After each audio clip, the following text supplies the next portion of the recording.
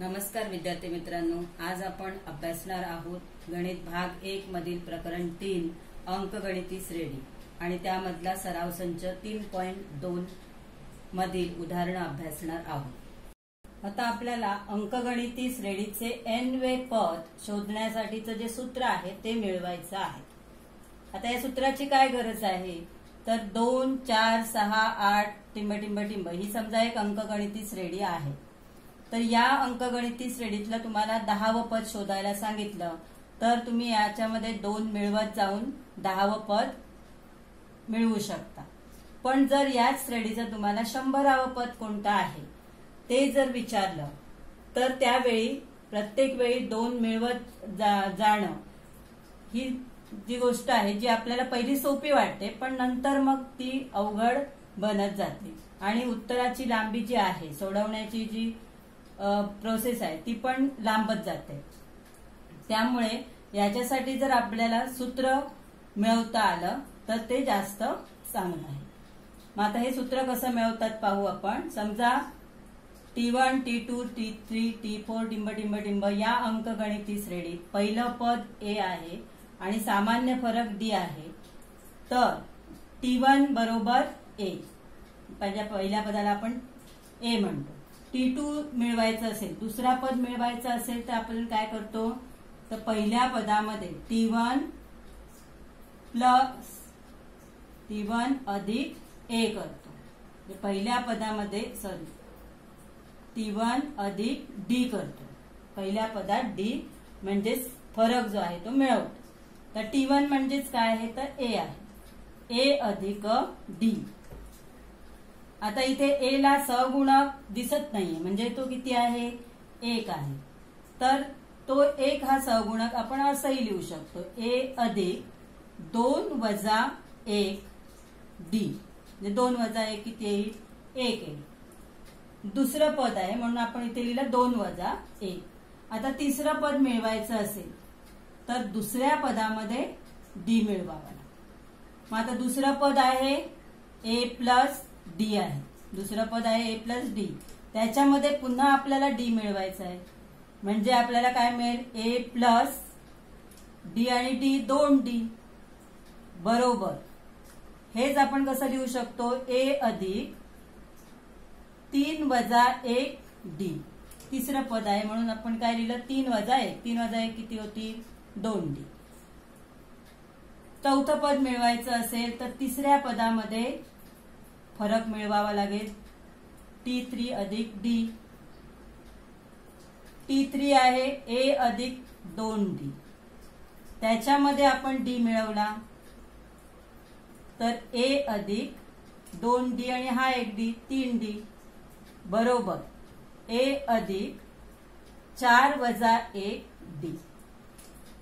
म्हणजे तुमच्या लक्षात आलं असेल दुसरं पद मिळवायचं असेल तर 2 वजा 1, तिसरं पद मिळवायचं असेल तर 3 वजा 1, चौथं पद मिळवायचं असेल तर 4 वजा 1। आता इथे A आणि D हे सारखेच राहत आहेत, याच्यामध्ये बदल होत नाही। ते बदल काय होतोय फक्त दुसरं पद असेल तर 2 वजा 1 करतोय, तिसरं पद असेल तर 3 वजा 1, चौथं पद असेल तर 4 वजा 1। मग n व पद असेल तर काय होईल तर आपल्याला सूत्र काय मिळेल Tn बरोबर पहिलं पद तसंच राहील A अधिक 4 वजा 1 च्या ऐवजी आपल्याला n व पद करायचं आहे। चौथं पद असेल तर आपण काय करतो 4 वजा 1 करतो। मग n व पद असेल तर n वजा 1 D, A आणि D तसेच राहणार आहे। मग n वजा D, मग n ही संख्या कितीही असेल, मग ती 100 असेल, 150 असेल, 35 असेल, कितीही असेल, ती n वजा 1 D अशा प्रकारे हा आपल्याला काय मिळतं सूत्र मिळतं। या सूत्राच्या सहाय्याने आपण कोणतीही टर्म विचारलेली असेल, कोणतंही पद विचारलेलं असेल श्रेणीचं तरी ते आपण मिळवू शकतो। यावर आधारित सराव संच 3.2 आहे, त्यामधले उदाहरणं आपण अभ्यासू। तर सराव संच 3.2 मधला पहिला प्रश्न आहे खाली दिलेल्या अंकगणिती श्रेणीवरून चौकटीत योग्य संख्या लिहा। तर पहिली अंकगणिती श्रेणी दिली आहे 1, 8, 15, 22 टिंब टिंब टिंब। ए म्हणजेच पहिलं पद किती आहे 1 आहे. T1 म्हणजे सुद्धा पहिलं पद किती आहे 1 आहे.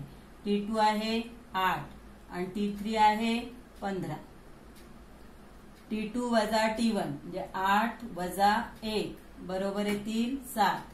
T3 वजा T2 T3 आहे 15 वजा 8 बरोबर 7. म्हणजे फरक किती आला दोन्हीला फरक क्रमागत संख्यांमधला फरक आला 7 म्हणून D बरोबर 7.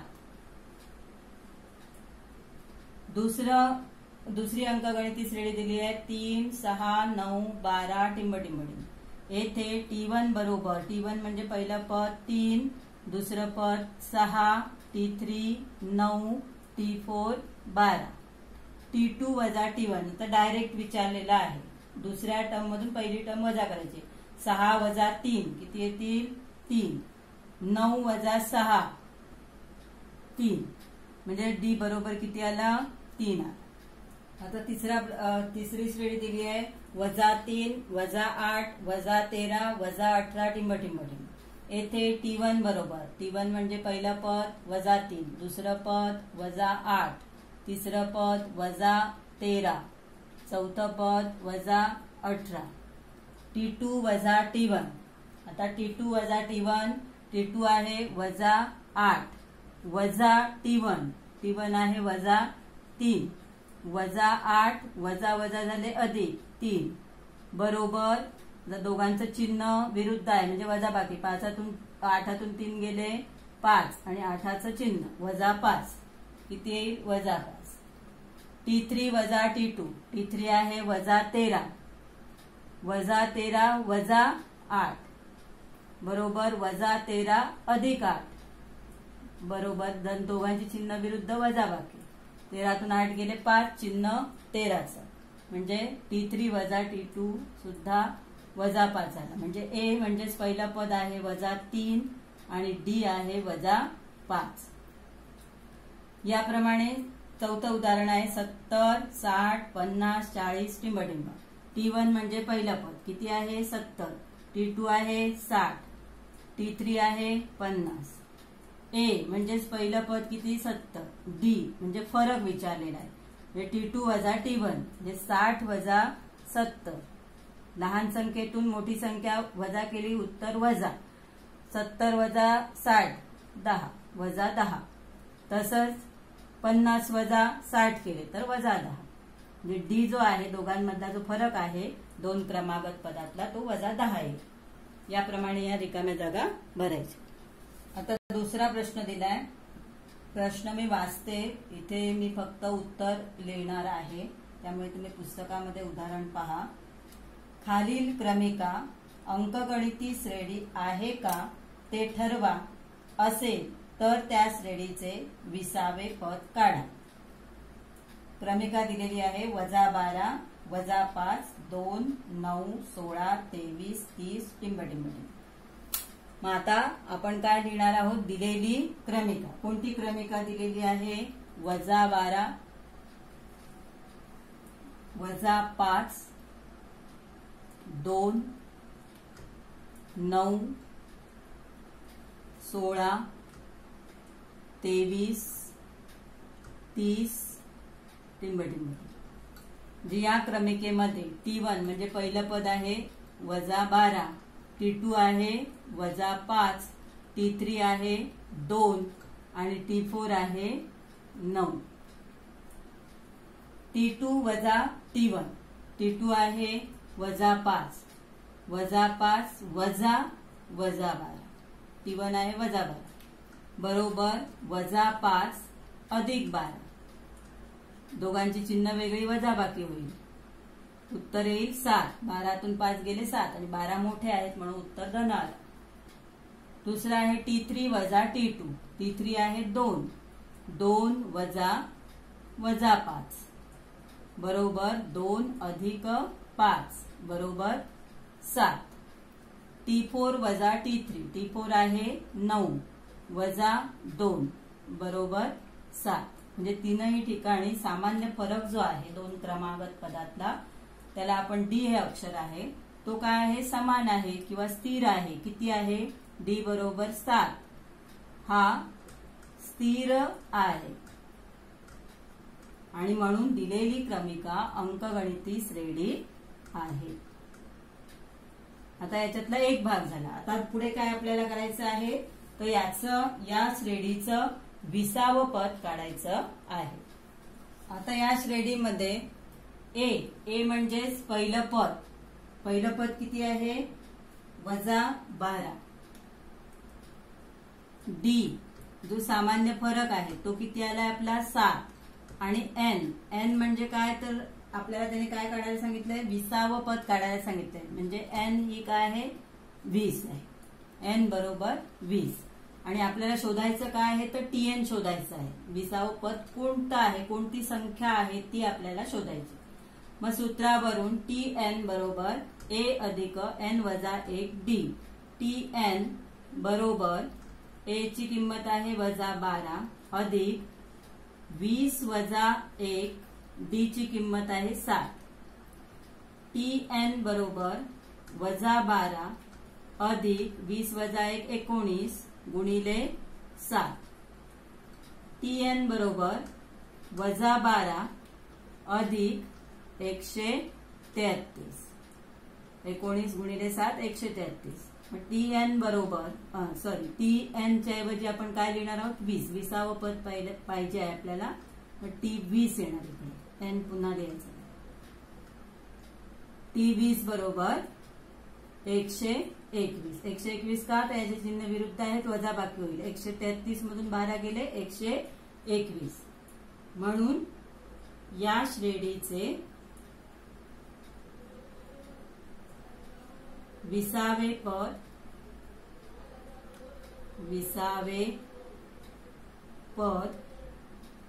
121 आहे. तर प्रश्न तिसरा आहे, दिलेली अंकगणिती श्रेणी 12, 16, 20, 24 टिंब आहे. या श्रेणीचे 24वे पद काढा. मग आता इथे आपल्याला अंकगणिती श्रेणी दिलेली आहे. दिलेली अंकगणिती श्रेणी काय येणार, 12, 16, 20, 24 टिंब. आता इथे सूत्रामध्ये आपल्याला हे सूत्र वापरायचं आहे. तर याच्यामध्ये आपल्याला ए पाहिजे, डी पाहिजे. तर डी काढण्यासाठी आपल्याला T1 T2 लिहावे लागते. T1 म्हणजे 12, T2 म्हणजे 16, T3 बरोबर 20 याप्रमाणे. मग आता डी म्हणजे T2 वजा T1 एकच आपल्याला करायचं आहे, कारण ही अंकगणिती श्रेणी आहे. 16 वजा 12 बरोबर 4. म्हणजे डी किती आला, 4. ए म्हणजे पहिलं पद किती आहे, 12. डी फरक किती आला आपला, 4. आणि एन म्हणजे काय, तर कितवं पद त्याने काढायला सांगितलंय, तर या श्रेणीचे 24वे पद काढा. म्हणजे एन बरोबर येणार 24. सूत्र आपल्याला माहिती आहे, टीएन बरोबर ए अधिक एन वजा 1 डी. मग टीएन च्या जागी आपण 24 लिहिणार. टी 24 बरोबर ए आलाय आपला 12 अधिक एन वजा 1. एन म्हणजे 24. 24 वजा 1 गुणिले डी आहे 4. टी 24 बरोबर 12 अधिक 23 गुणिले 4. टी 24 बरोबर, ही बेरीज पहिली करायची नाही, पहिला गुणाकार करायचा. 12 अधिक 23 गुणिले 4, 23 चोक 92. मग टी 24 बरोबर 12 अधिक 92 104. मग उत्तर काय लिहिणार आपण, म्हणून या श्रेणीचे 24वे पद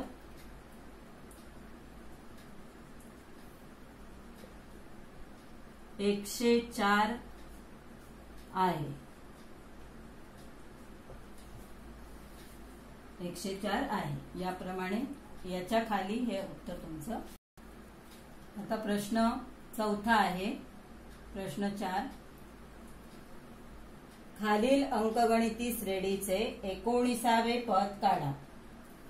अंकगणिती श्रेणी दिली आहे 7, 13, 19, 25 टिंब. म्हणजे आता याचं 19वे पद काढायचं. मगाच्या उदाहरणाप्रमाणे दिलेली अंकगणिती श्रेणी 7, 13, 19, 25 टिंब.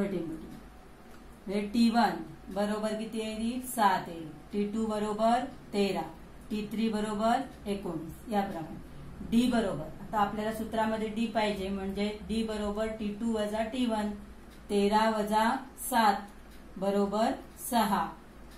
सूत्रावरून सूत्र दिलेला आपण लिहायचं आहे सूत्र TN बरोबर A अधिक N वजा 1 D. A बरोबर A म्हणजेच पहिलं पद किती आहे 7, D आहे 6 आणि N कितवं पद आपल्याला काढायला सांगितलंय 19वे. मग N बरोबर 19 म्हणून T19 बरोबर A आहे 7 अधिक 19 वजा 1 D. D ची किंमत आहे 6. हे गुणिले 6 आहे ते लक्षात ठेवा. T19 बरोबर 7 अधिक 19 वजा 1 18 गुणिले 6. T19 बरोबर 7 अधिक 18 सक 108. T19 बरोबर 115. या श्रेणीचे 19वे पद 115 आहे. 115 हे उत्तर आहे. तर प्रश्न 5वा सुद्धा याच प्रकारचा आहे. खालील अंकगणिती श्रेणीचे 27वे पद काढा. आता आपण कितवं काढलं 19वे, तसं आता आपल्याला 27वे काढायचं. मग श्रेणी दिलेली आहे 9, 4, ऋण 1, 9, 4. उदाहरण तुम्ही पुस्तकात पाहायचे आहेत. ऋण 1, ऋण 6, ऋण 11 टिंब. ही श्रेणी दिलेली आहे. आता इथे T1 D काढायचं आहे म्हणून आपल्याला T1, T2, T3 लिहावं लागेल. T1 बरोबर 9, T2 बरोबर 4, T3 बरोबर ऋण 1. D बरोबर T2 वजा T1. T2 आहे 4, 4 वजा 9. लहान संख्येतून मोठी संख्या वजा करतोय उत्तर वजा येईल. 9तून 4 गेले 5. D आला ऋण 5. तर सूत्रावरून सूत्र आपलं पाठ असलंच पाहिजे. TN बरोबर A अधिक N वजा 1 D. इथे A बरोबर A म्हणजेच पहिलं पद आहे 9. D आपण मिळवलाय किती ऋण 5 आणि N म्हणजे कितवं पद तुम्हाला काढायला सांगितलंय 27वे. मग N बरोबर येईल 27. मग TN म्हणजे T 27 बरोबर A 9 अधिक 27 वजा 1 गुणिले ऋण 5.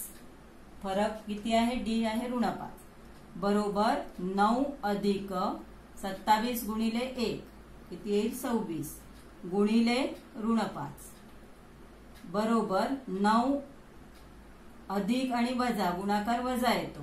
26 गुणिले 5 130. 26 5 130. आता दोघांची चिन्ह विरुद्ध आहे. 130 मधून 9 वजा केले तर 121 राहतील आणि चिन्ह कोणाचं येईल 130 वजा 121. म्हणून या श्रेणीचे 27वे पद किती आहे ऋण 121 आहे. असं आपल्याला उत्तर मिळेल. एकाच प्रकारची ही 4 उदाहरणं आहेत. ती 4ही उदाहरणं आपण घेतली. पुन्हा सराव करा आणि सोडवलेली उदाहरणं सुद्धा अभ्यासा.